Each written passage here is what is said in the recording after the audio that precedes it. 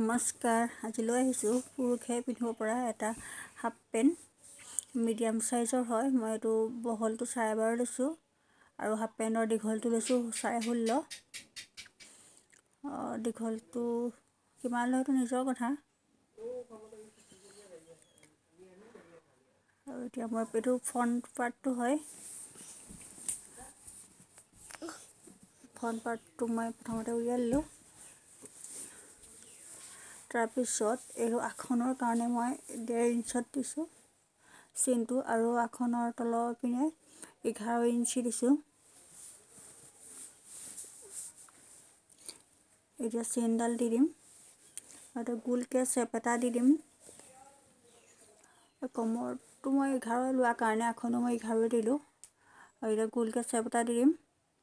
আৰু তলৰ পিনে 1 ইঞ্চি ভিতৰৰ পিনে সোমাই কাটিব লাগিব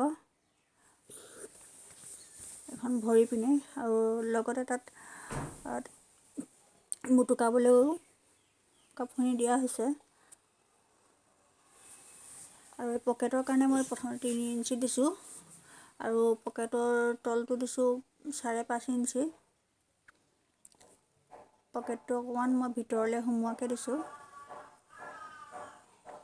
আৰু খুবেই সহজতে কাটিব পাৰি আৰু চিলাবও পাৰি। আৰু এই চিনমতে মই এতিয়া কাটি যাম। এই ফ্ৰণ্ট পাৰ্টটো কাটিং হৈ গ'ল।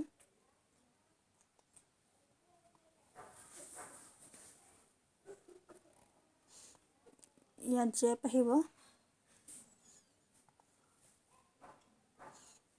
এইটো ফ্ৰণ্ট পাৰ্টটো হৈ গ'ল। এইটো বেক পাৰ্টটো মই 2 ইঞ্চি বেছিকৈ বহাই ল'ব লাগিব। মুটুকাই পিনে কাপোৰখন 2 জাপ কৰি ল'ব লাগিব, আৰু 2 ইঞ্চি বেছিকৈ লৈছোঁ। আৰু তলৰ পিনে 1.5 ইঞ্চি বেছিকৈ দিছোঁ, আৰু আগখনত 2 ইঞ্চি বেছিকৈ দিছোঁ। আৰু কঁকালত আৰু ওপৰ পিনেও 2 ইঞ্চি বেছিকৈ দিব লাগিব বেক পাৰ্টটোত। আৰু কঁকালত দিছোঁ 1.5 ইঞ্চি, আৰু ইয়াত এনেকৈ গোলকৈ চেপ দি দিম।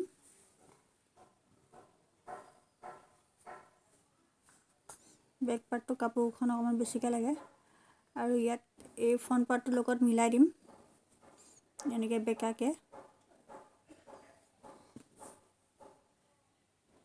এতিয়া হাফ পেণ্টটো ফিটিং হয়, এনেকৈ বেকাকৈ মিলাই দিম।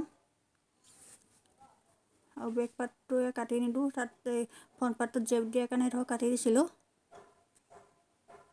এতিয়া কাটি গ'লোঁ।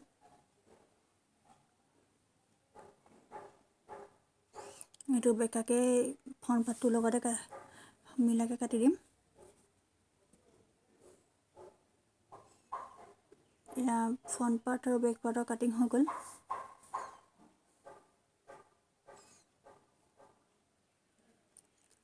খুবেই সহজ।